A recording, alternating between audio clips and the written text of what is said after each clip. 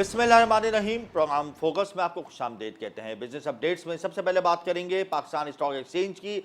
आज भी मार्केट में नई तारीख रकम हुई है। 100 इंडेक्स तारीख के बुलंद तरीन सतह पे ट्रेड हुआ और बुलंद तरीन सतह पे बंद हुआ। मार्केट में पहली बार 100 इंडेक्स ने 72,800 का लेवल क्रॉस किया। इससे पहले हमने कभी 100 इंडेक्स को इस लेवल पे नहीं देखा। बहुत ज़्यादा पॉजिटिव सेंटिमेंट्स हैं।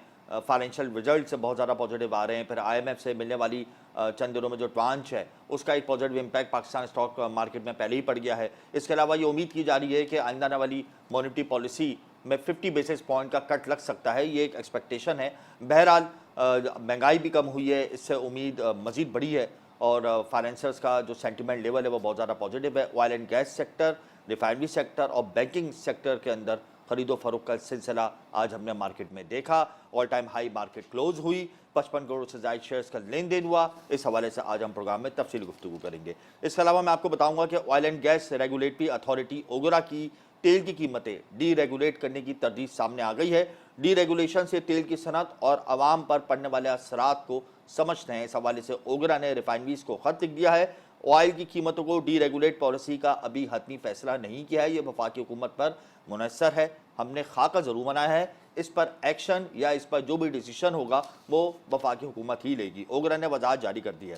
इसके अलावा मैं आपको बताऊंगा कि स्टेट बैंक के ज़र मुबादला ज़खायर में कमी हुई है। एक हफ्ते में बैरूनी कर्ज की मद में 7 करोड़ 40 लाख डॉलर की अदायगी की गई। स्टेट बैंक के ज़खायर 8 अरब डॉलर से नीचे आ गए। मुल्क की मजमूई ज़खायर 9 करोड़ 30 लाख डॉलर कमी से 13 अरब 30 करोड़ डॉलर रह गए हैं, जिसमें कमर्शियल बैंकों के ज़खायर भी शामिल हैं।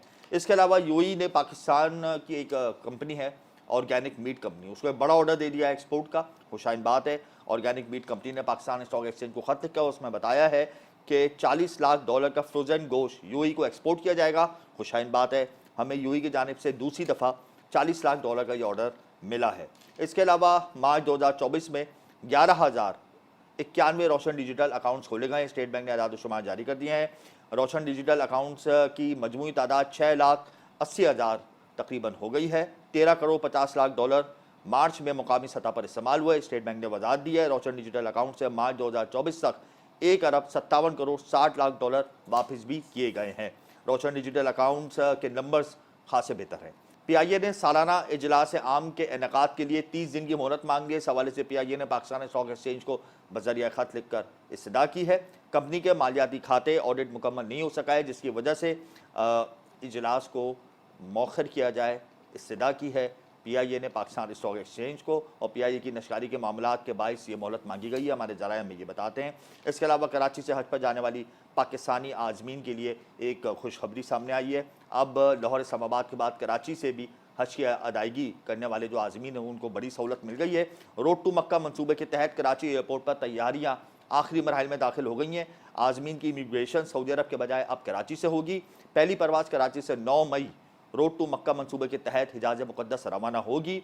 कराची एयरपोर्ट पर सऊदी एविएशन का अमला आज़मीन की अब इमिग्रेशन करेगा, यानी वहाँ पहुँचकर अब इमिग्रेशन कराने की कोई ज़रूरत नहीं है। मुसाफिरों को यहीं से सारे मामला तय हो जाएंगे इमिग्रेशन के, और ये एक बड़ी सहूलत है जो कराची इंटरनेशनल एयरपोर्ट पर दी जाएगी। डायरेक्टर हज ने इस बात की वजाहत जारी कर दी है। इसका बाकायदा तौर पर फाइनल नोटिफिकेशन का इजरा हो जाएगा। इसके अलावा मैं आपको बताऊँगा कि PSW क्या है। पाकिस्तान सिंगल विंडो एक ऐसी विंडो है, एक ऐसा इदारा है, एक ऐसा पोर्टल है जिस पर तमाम पाकिस्तान की ट्रेड का लेन देन होता है और बहुत ही आसानी से ट्रेड को कर दिया जाता है इस पोर्टल के ज़रिए आगे, और इससे इंपोर्टर्स एक्सपोर्टर्स को बहुत ज़्यादा फ़ायदा होता है। पाकिस्तान सिंगल विंडो इस वक्त कहाँ पर है, इस कितने सार्फिन हो गए हैं, क्या ये लोग जिद्दत लेकर आए हैं, क्या इनके प्लान्स है अपकमिंग, इस हवाले से हम प्रोग्राम में तफसीली डिस्कस करेंगे। स्टॉक मार्केट की रिकॉर्ड पोजीशन को भी आज प्रोग्राम में डिस्कस किया जाएगा, लेकिन यहाँ वक्त एक ब्रेक का, हमारे साथ रहिएगा।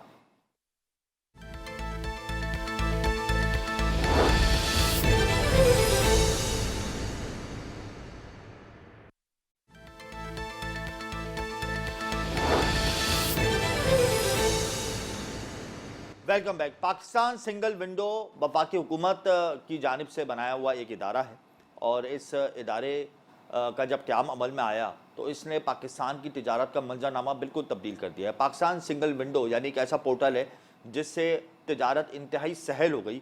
एक ही जगह से इंपोर्टर एक्सपोर्टर को फैसिलिटेट किया जाता है और हमारा ट्रेड साइकिल बहुत बेहतर हो जाता है। पाकिस्तान सिंगल विंडो का क़याम अमल में आने के बाद इस पोर्टल पर कितने सार्फिन रजिस्टर्ड हो गए? पाकिस्तान सिंगल विंडो इस वक्त मुस्तकबिल में कौन कौन से पॉजिटिव स्टेप्स उठा रहा है जिससे हमारी ट्रेड और बेहतर हो जाए?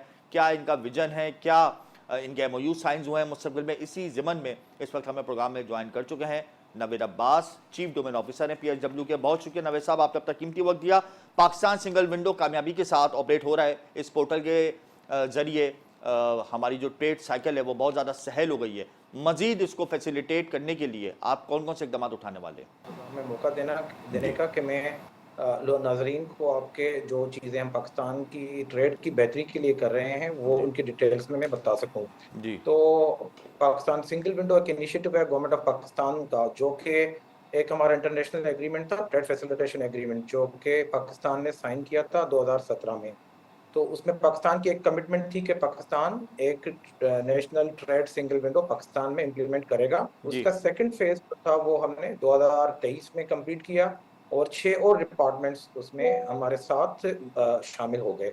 और इस साल 2024 में हम 6 डिपार्टमेंट्स और कर लेंगे। तो ये हम अराउंड कोई पाकिस्तान का जो इंपोर्ट एक्सपोर्ट और ट्रांजिट का जो पूरा रजीम है उसका कोई हम 90% हम एक प्लेटफॉर्म के साथ इंटीग्रेट कर चुके होंगे, जो कि पूरा पेपरलेस होगा।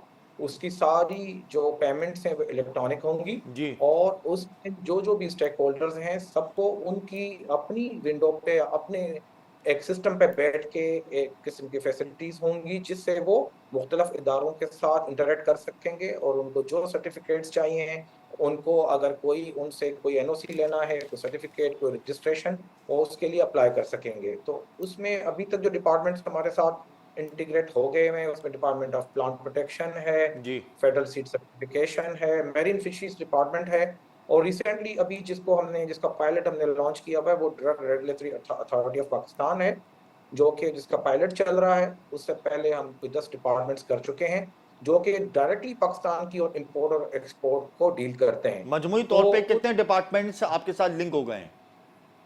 अभी हमारे साथ 12 डिपार्टमेंट्स लिंक हो गए हुए हैं, जी जिसमें 2 पायलट में हैं और 10 कंप्लीटली हमारे साथ मुंसलिक हो गए हैं। तो ये लेट प्रोग्रेस नहीं है? ज़्यादा से ज़्यादा होने चाहिए थे। ये 12 हो जाना, आप नहीं समझते कि प्रोग्रेस थोड़ी स्लो है? नहीं हमजा, इसमें प्रॉपर प्लानिंग के साथ हमारे ईयरली टारगेट्स हैं जो जी कि हमें गवर्नमेंट की तरफ से असाइन हुए हुए हैं, और हम वो उनकी स्टडी करते हैं, उन डिपार्टमेंट्स को तैयार करते हैं, जी उनकी ट्रेनिंग्स करते हैं, और उसके साथ साथ उनके जो स्टेक होल्डर्स हैं, डिफरेंट एसोसिएशंस हैं, उनके साथ इंटरेक्ट करते हैं और फिर उनको हम हमारे प्लेटफॉर्म पर लेकर आते हैं कि सबके लिए आसानी पैदा हो। जी लेकिन ये जो 12 डिपार्टमेंट्स हैं ये आप समझ लें कि पाकिस्तान का 90% इम्पोर्ट और एक्सपोर्ट का वॉल्यूम है वो हैंडल करते हैं। तो हम मेजर चंक इस जून में कर चुके होंगे और बाकी जो रह जाता है वो बहुत थोड़ा सा चंक है जो कि इंशाल्लाह एक साल में हम कंप्लीट करेंगे। उसके कितने बाद कितने डिपार्टमेंट्स को मजीद आप लोगों ने टारगेट करना है अभी? हमारे पास जो एक्टिव डिपार्टमेंट्स हैं जो कि डील करते हैं इंपोर्ट और एक्सपोर्ट के साथ, वो अराउंड कोई 20 डिपार्टमेंट्स हैं। तो हमें उसके बाद कोई एक साल में 8 डिपार्टमेंट्स और करेंगे तो हम अराउंड कोई 99% ट्रेड का कंप्लीट कर चुके होंगे, जी और बाकी जो 1% बचता है वो बहुत छोटा छोटा वॉल्यूम है जिनका कोई साल में ट्रांजैक्शंस कोई 40 50 या 100 तक ट्रांजैक्शंस होती हैं। जी तो वो फिर हमने उनको आखिर में आराम आराम से करते रहेंगे, लेकिन हमारा मेजर जो वॉल्यूम है ट्रेड का वो हम इंटीग्रेट और ऑटोमेट कर चुके होंगे इंशाल्लाह 2024 तक।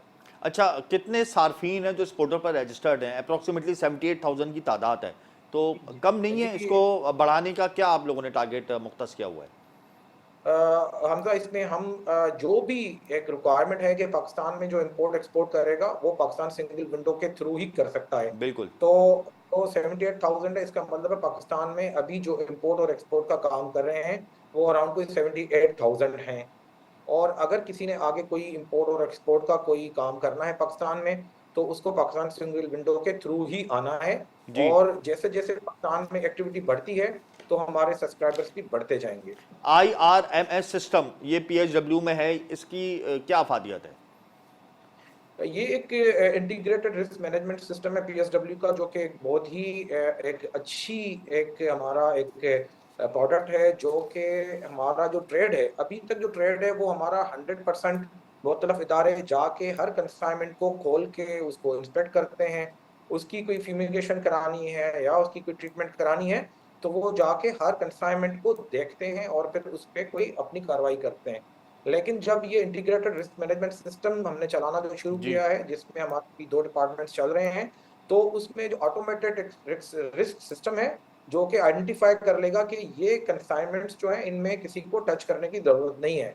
और वो कंसाइनमेंट्स ऑटोमेटिकली क्लियर हो जाएँगे और किसी डिपार्टमेंट को जाके उनको चेक नहीं करना पड़ेगा। ट्रेडर को या इंपोर्टर को या एक्सपोर्टर को घर बैठे एक किस्म की क्लियरेंस मिल जाएगी विदिन मिनट्स।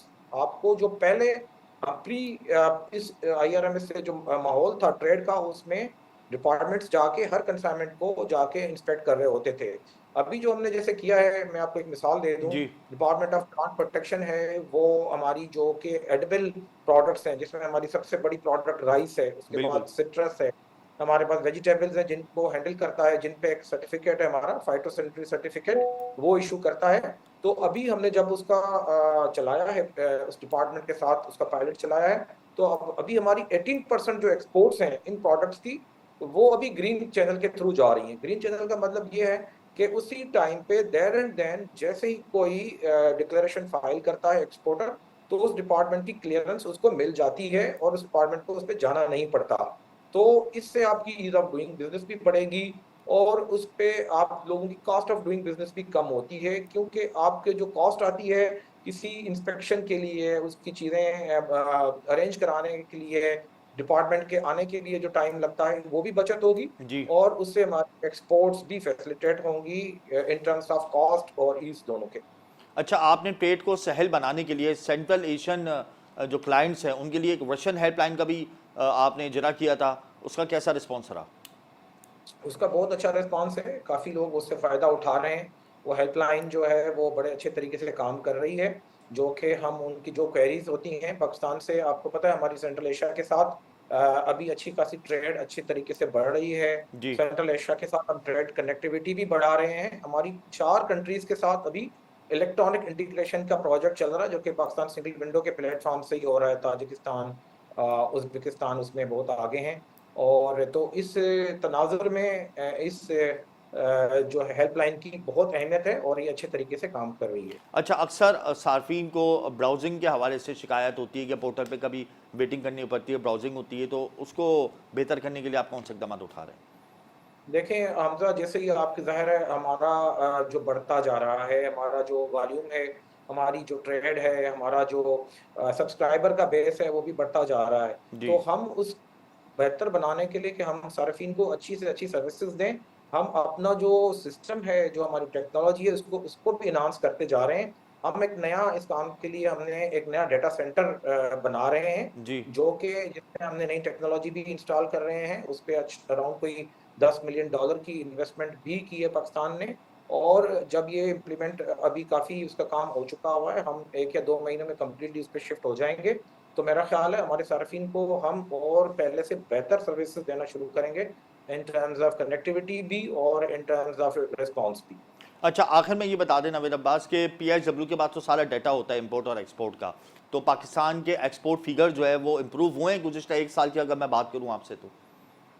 देखें मैं मैं आपको मिसाल देता हूँ, एक डिपार्टमेंट है मेरीन फिशरीज डिपार्टमेंट, जी जो कि पाकिस्तान की जो फिश की एक्सपोर्ट्स हैं, वो उनको उनकी रेगुलेशंस को डील करता है। जी और हमारी फिश की जो मेजर एक्सपोर्ट्स है, फिर 80% हम चाइना को एक्सपोर्ट्स करते हैं।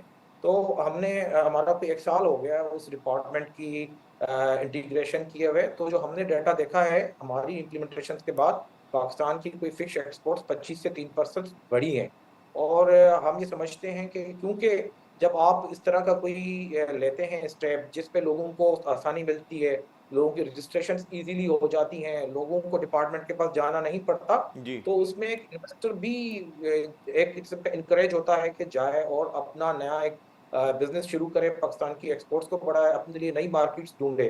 तो हम बड़ा इस मामले में यकीन है कि ये काम इसके बाद इम्प्रूव हुआ है और हमारे जो लोग हैं, जो एक्सपोर्टर्स इसमें काम कर रहे हैं, उनको बहुत ज़्यादा ट्रेड फैसिलिटेशन हुई है जी और पेपरलेस तरीके से उनका काम चल रहा है। तो उसकी एक्सपोर्ट्स भी डेफिनेटली ज़रूर बढ़ी है। पीएसडब्ल्यू को प्रमोट करने के लिए अवेयरनेस प्रोग्राम आप लोगों ने कोई तश्कील दिया है? हमारा जो बड़ा हमजा बेसिक कंपोनेंट है वो है चेंज मैनेजमेंट का। जी। हम अराउंड कोई हर महीने में 20 सेशंस हम डिफरेंट स्टेक होल्डर्स के कराते हैं। हम उनकी ट्रेनिंग्स करते हैं, हर एसोसिएशन के पास जाते हैं। जैसे अभी हमारा drug regulatory authority of Pakistan का चल रहा है पायलट, तो हम हर हर हफ्ते एक सेशन करते हैं। जी। उसके जो यूजर्स हैं, जो कि हमारे फार्मा सेक्टर के इंपोर्टर्स हैं या एक्सपोर्टर्स हैं, हम उनको हर हफ्ते एक सेशंस कराते हैं, उनकी ट्रेनिंग करते हैं, उनको हम सिस्टम का यूजेज बताते हैं और हम उनको सिखाते हैं कि आप इस सिस्टम से ज़्यादा फायदा कैसे हासिल करते हैं। तो हमने बड़ा उसको एक अहमियत दी हुई है और हम रेगुलरली वो सेशंस कराते हैं जिससे लोगों में अवेयरनेस पैदा हो। बहुत शुक्रिया नवीद अब्बास, आपने अपना कीमती वक्त दिया। पाकिस्तान सिंगल विंडो बहुत ज़बरदस्त पोर्टल है, इससे हमारा ट्रेड साइकिल बहुत सहल हुआ है। एक ऐसी विंडो, एक ऐसा डिपार्टमेंट जिससे जो हर इंपोर्टर और एक्सपोर्टर को मुकम्मल तौर पे फैसिलिटेट करता है। जब PSW नहीं था तो इंपोर्टर कभी एक इदारे जाता था, कभी दूसरे इदारे जाता था, कभी वहाँ डॉक्यूमेंट जमा कराता था। इसी तरीके से एक्सपोर्टर को मुतादिद इदारों के चक्कर लगाने पड़ते थे। अब उनका काम सहल हो गया, एक ही जगह पे सिमट गया।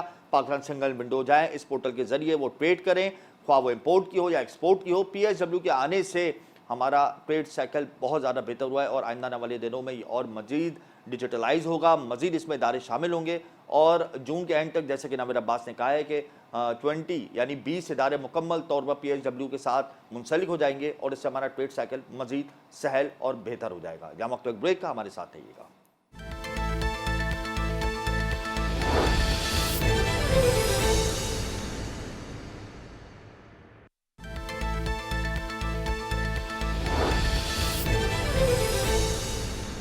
Welcome back. Pakistan stock exchange में आज भी तारीख रकम हुई है। 100 इंडेक्स अपने ही पिछले रिकॉर्ड तोड़ता हुआ नए रिकॉर्ड बनाने पर गामजन है। तारीख की बुलंद तरीन सतह पे 100 इंडेक्स आज ट्रेड हुआ और तारीख की बुलंद तरीन सतह पे आज बंद हुआ। वजूहत क्या है, 100 इंडेक्स क्यों नए रिकॉर्ड बना रहा है, पाकिस्तान स्टॉक एक्सचेंज में रिकॉर्ड तेजी बरपा है, इसी हवाले से प्रोग्राम इस वक्त हमें ज्वाइन कर चुके हैं साबिक director Pakistan stock exchange Zafar मोती। बहुत शुक्रिया जफर साहब, आपने अपना कीमती वक्त दिया। सेंटिमेंट्स बहुत ज्यादा पॉजिटिव है, मार्केट रोजाना नए रिकॉर्ड बना रही है, आज भी 2 नए रिकॉर्ड कायम हुए। वजूहत क्या समझते हैं? वजूहत जो है वो आप लें कि रमज़ान के अंदर हमारी मार्केट में फॉरेन इन्वेस्टमेंट जो पोर्टफोलियो इन्वेस्टर्स हैं वो एक्टिव थे, जबकि लोकल वाले बिल्कुल ही डल थे। जी। अब ये हुआ है कि जो फ्रेंजी, में एक वर्ड यूज करूंगा, एक्टिविटी जो हो रही है डिविडेंड यील्ड के लिए, प्रॉफिट के लिए और पी मल्टीपल्स के लिए, तो वो सब जो है दिखा रहा है कि मार्केट में अभी भी जगह है। जी। नंबर 1। नंबर 2, दूसरी फ्रेंजी जो हो रही है वो स्ट्रेटेजिक जो इम्पोर्टेंस है पाकिस्तान की अभी, ये जो ईरान इसराइल का कॉन्फ्लिक्ट हुआ है इसके बाद, और ये एक शो कर रहा है कि पाकिस्तान को फिर एक रोल प्ले करना पड़ेगा जिसमें ईरान को भी कोई बेनिफिट्स होंगे, हमें भी बेनिफिट्स होंगे। फिर आप देखिए कि शहबाज शरीफ साहब दोबारा जा रहे हैं सऊदीया, जिसके बाद क्राउन प्रिंस के आने की भी तवक्को है।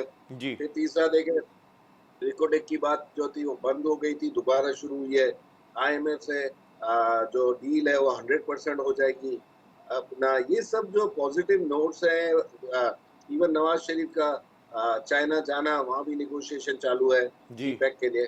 ये सब इकोनॉमिक एक्टिविटी में पेश है। इसके बावजूद भी स्टॉक मार्केट इंतहाई सस्ती है, एक्टिव क्लाइंटेल का रेशो इंक्रीज नहीं हो रहा, नए IPOs नहीं आ रहे, इसकी क्या वजूहत है? देखिए, IPOs को तो हमने अपने हाथों से, रेगुलेटर्स ने अपने हाथों से बंद करवा दी। और जो ग्रीन फील्ड की बातें, जो कॉन्सेप्ट की बातें, दूसरा IPO उस टाइम आते हैं जब नई इंडस्ट्रियलाइजेशन होती है। इंडस्ट्रियलाइजेशन अभी तो हो ही नहीं रही, अभी तो कोई कंपनी भी एक्सपेंशन में नहीं जा रही, कोई नया फैक्ट्री नहीं लग रही, फिर ये मुश्किलात है। तो और जो सवाल आपका है एक्टिव क्लाइंटेल का रेशो क्यों इंक्रीज नहीं हो रहा? ये आपको मैं बताऊं कि दरअसल आप यकीन नहीं करोगे कि अभी भी स्टॉक एक्सचेंज को समझने वाले, इन्वेस्ट करने वाले, ये 0.5% ऑफ पाकिस्तान में नहीं है। आप देखो, CDC अकाउंट हमारे वहीं के वहीं मुंजमद है, इसमें वन टाइम यूजर्स वाला भी बैठा हुआ है। और अपना जो बांग्लादेश है जी। उसका 30 लाख के ऊपर निकल गया है। इंडिया में तो करोड़ों में होंगे CDC के। तो जी। हमारे यहाँ तो इस मार्केट को समझने वाले बहुत कम लोग हैं। तो ये इसका आप कसूरवार किसको समझते हैं? क्या SECP की परफॉर्मेंस अच्छी नहीं है, या जो मैनेजमेंट है स्टॉक मार्केट की वो बहुत ज़्यादा डल है? किसको कसूरवार समझते हैं? इसका कसूरवार ये है कि जब टीवी पर दिखाते हैं कि ये बच्चे चीटिंग कर रहे हैं फुल टाइम पेपर लेकर, इसका मतलब उनको एजुकेशन नहीं है। एजुकेशन नहीं है तो फिर वो कैपिटल मार्केट को, स्टॉक मार्केट को कहाँ समझेंगे? आप देखो, सिंध में एजुकेशन खत्म है, बिल्कुल। के में बहुत है, बलूचिस्तान में खत्म है, पंजाब में थोड़ी सी ज्यादा है। लेकिन इस तरफ आप यकीन करो कि लाहौर में इस तरफ किसी को रागिब करना बिल्कुल ही मुश्किल है, क्योंकि उनको अच्छे अच्छे एजुकेटेड बैंकर्स को, अच्छे अच्छे इंडस्ट्रियलिस्ट को भी कैपिटल मार्केट करेंगे। अच्छा जफर साहब, अब जो नई मॉनेटरी पॉलिसी आ रही है, ज़्यादातर चांसेस है कि इंटरेस्ट रेट को अनचेंज रखा जाए। इन्फ्लेशन की फिगर्स तो थोड़े से बेहतर हुए हैं, लेकिन ट्रेजरी बिल्स जो इशू किए गए हैं उसकी जो शरह है वो 100 बेसिस पॉइंट बढ़ा दी है। तो इस चीज़ को भी हम सामने रखते हैं और इन्फ्लेशन की फिगर्स को भी सामने रखते हैं, तो क्या सराहिया की जा रही है कि ज़्यादातर चांसेस ये हैं कि इंटरेस्ट रेट अनचेंज रहता है, तो इसके क्या इम्पैक्ट आप मार्केट में देखेंगे? ये इसका बहुत बड़ा एक इम्पैक्ट सबसे बड़ा ये है कि जो फाइनेंशियल एनालिस्ट है वो 50-50 पर आ गए हैं। जी। कई लोग कहते हैं कि अब इनको सिंबॉलिकली, मैं खुद भी कह रहा हूँ कि सिंबॉलिकली इनको कम करना चाहिए, लेकिन वो अफोर्डेबिलिटी, वो इलास्टिसिटी नहीं मिल रही है जो इन्फ्लेशन कम होने के बाद ये जो क्लेम है कि भाई वो हम इंटरेस्ट रेट कम करेंगे, तो ये स्टेटस को रहने का चांसेस पिछले कई महीनों से यही हो रहा है। और अभी भी है कि अभी तक पाकिस्तान की इकोनॉमी उस लेवल पर नहीं पहुंची है, या इन्फ्लेशन उस कंट्रोलेबल पोजीशन में नहीं है जिसमें इंटरेस्ट रेट कम थी। अगर इंटरेस्ट रेट अनचेंज रहता है तो अपकमिंग सेशंस को आप सीज होता हुआ देखेंगे, नीचे जाता हुआ देखेंगे? ये वेरी गुड क्वेश्चन। ये मुश्किलात तो लेकर आएगा ना, क्योंकि अगर फिक्स इनकम की तरफ ज्यादा लोग चले जाएंगे तो जी। इन्वेस्टमेंट तो स्टॉक एक्सचेंज में जो रिस्की भी होती है तो वो उसमें नहीं आएंगे। अभी इतने हाई इंटरेस्ट रेट पर जो फिक्स इनकम वाले हैं उन्होंने तो अपना काम, कारोबार, कामकाज, कैश फ्लो सबको बैकअप करके फिक्स इनकम में रख दिया है। तो ये एक मुल्क जो अभी टर्न अराउंड करने की कोशिश कर रहा है इकोनॉमिकली, जी। उसके लिए बड़ी मुश्किलात है।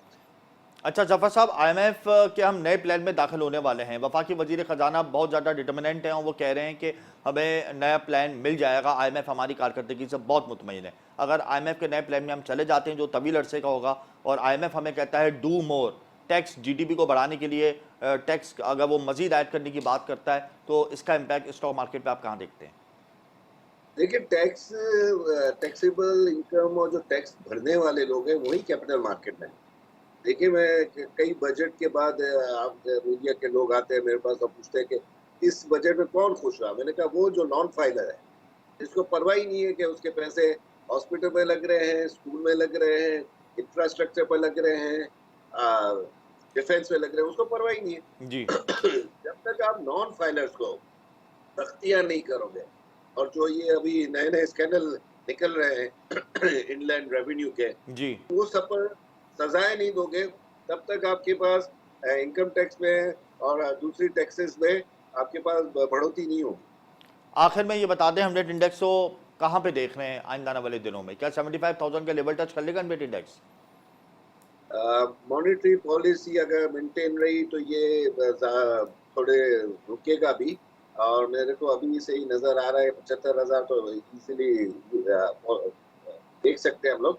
और अगर मॉनेटरी पॉलिसी में कोई गवर्नमेंट ने पुशाइन बात की कि भाई जो हैवी इंडस्ट्रियां हैं, जो हैवी क्रेडिट पर हैं, जी। जिन्होंने बैंक से बहुत ज्यादा कर्जा उठाया हुआ है, तो अगर उनके लिए उन्होंने कोई फेवर कर दी इंटरेस्ट रेट घटाकर, तो ये मार्केट 80,000 के पास।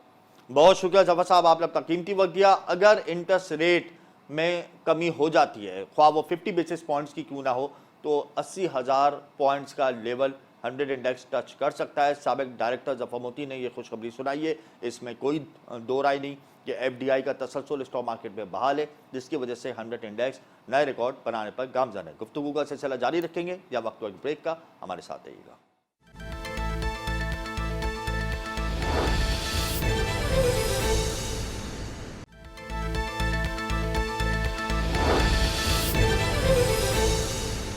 Welcome back. इंटरेस्ट रेट 22% पर है इस वक्त पाकिस्तान का, जो तारीख की बुलंद तरीन सतह पर है, और खित्ते में सबसे ज्यादा हम लोगों का इंटरेस्ट रेट है 22%। अब 22% से क्या ये इंटरेस्ट रेट बढ़ेगा, घटेगा या अनचेंज रहेगा, इसका फैसला पीर को होगा। स्टेट बैंक की मॉनेटरी पॉलिसी इक्तिसादी जो अशारिये हैं उनका जायज़ा लेगी और उसके बाद फैसला होगा बजरिया प्रेस रिलीज़। स्टेट बैंक एक प्रेस रिलीज़ जारी करेगा कि इंटरेस्ट रेट को अनचेंज रखा जा रहा है, 50 बेसिस पॉइंट का कट लग रहा है या फिर अल्लाह ना करे बढ़ रहा है। तो इसी ज़िमन में इस वक्त प्रोग्राम में मुझे ज्वाइन कर चुके हैं Farazur Rahman, chairman Pakistan business group. बहुत शुक्रिया फराज साहब। सनतकार तो यही चाहेगा कि इंटरेस्ट रेट कम होगा, बल्कि सनतकार क्या, इस वक्त हमारी ज़रूरत है कि हम अपने इंटरेस्ट रेट को घटाएं ताकि इंडस्ट्रियलाइजेशन चले। क्या उम्मीदें हैं आपको? क्या इंटरेस्ट रेट अनचेंज रह सकता है या कम होने की आपने तवक्कुआत लगानी है? बिस्मिल्लाहिर्रहमानिर्रहीम। Thank you Hamza. बात ये है कि देखें, अगर तो प्राइम मिनिस्टर साहब और हुकूमत वाकई अब ये चाहती है कि इंडस्ट्रीज को रिलीफ करे और बिजनेस की बात करें और मार्केट में जो इस वक्त बिल्कुल स्लम्प आया हुआ है, इस वक्त काम तकरीबन नाफैज होने के बराबर है, तो अगर इन चीज़ों को और एक्टिविटीज़ को अगर चाहते हैं तो अब वो जो एक पैसों को मुंजमद करने के लिए जो रेशो बढ़ा दिया है जी आर्टिफिशियल इन्फ्लेशन के ज़रिए, तो वो बेसिकली मैं समझता हूँ कि इस वक्त जो है वो सबसे ज़्यादा जो है वो ज़रूरत है कि मार्केट रेट को नीचे लेके आया जाए, कंज्यूमर प्रोडक्ट्स को मार्केट में इंट्रोड्यूस कराया जाए विद सेपरेट रेट्स, इंडस्ट्रीज के लिए अलग लेके आए जाए रेट्स, हाउसिंग के लिए अलग लेके आए ताकि एक्टिविटी स्टार्ट हो। एक्टिविटी स्टार्ट नहीं होगी तो फिर मैं नहीं समझता कि इस वक्त जो प्रिविलेज लोग हैं वो सरवाइव कर सकेंगे, क्योंकि ऑलरेडी जो है वो जो मिनिमम सैलरी वेज है उसके अंदर जो है वो किसी भी घर का गुजारा नहीं है। और अच्छे अच्छे घरों को, बल्कि मैं समझता हूँ कि उससे भी ज़्यादा बेहतर जो वाइट कॉलर लोग थे उनको सबको इस वक्त बहुत शदीद खतरा लाहक है। मैं समझता हूँ कि अगर हुकूमत इस वाकई सीरियस है तो एक जगह जैसे सीरियस नोट के ऊपर जो है वो काम किया गया एग्रीकल्चर के ऊपर और इंशाअल्लाह ताला अनकरीब 2 महीने के बाद उसका रिजल्ट आएगा SIFC के हवाले से, तो मैं समझता हूँ कि इसी तरीके से एक फौरी तौर पे इसके ऊपर भी एक मैं समझता हूँ कि वो निकाली जाए, कोई इंटरेस्ट रेट को डाउन लेके आया जाए और हर शोबे के मुताबिक, यानी जिन शोबों को भी इस वक्त लिक्विडिटी का इशू है वो बैंक से बोरो नहीं कर पा रहे, मार्केट के अंदर जो है वो सिचुएशन काफ़ी वर्स हो गई है, बाइंग पावर लोगों की ख़त्म हो चुकी है।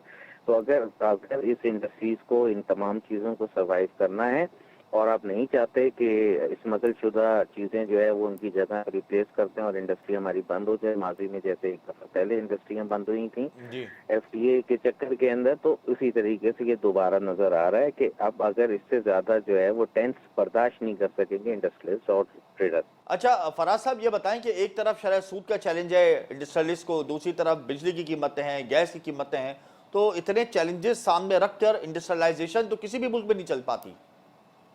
जी बिल्कुल, मैं यही चीज़ जो है वो अपने हालिया बयान में भी मैंने उनसे अर्ज किया था हुकूमत को कि एक जामे पॉलिसी बनाने की ज़रूरत है। अभी तक सब लोग जो है ना वो रटे जा रहे हैं, चार्टर्ड ऑफ इकनॉमी की बात कर रहे हैं, मगर बात ये है कि मुझे ये बताइए कि क्या पाकिस्तान को वापस जो है वो एग्रीकल्चर स्टेट की तरफ ले जाया जा रहा है? इंडस्ट्रीज़ का कोई फ्यूचर नहीं है, बंद करते हैं इंडस्ट्रीज़, तो अभी से पोजीशन बता दें ताकि हमें पता हो कि जी हमारे पास बिजली नहीं है, हमारे पास गैस नहीं है, तो we can not survive and we can not run the industry. तो फिर हम भी कहीं पे ज़मीन लेके खेतीबाड़ी का काम शुरू कर दें ताकि ये कि टैक्स भी ना देना पड़े और हमें जो है वो इंशाल्लाह आसाइश भी हो जाएगी बहुत सारी।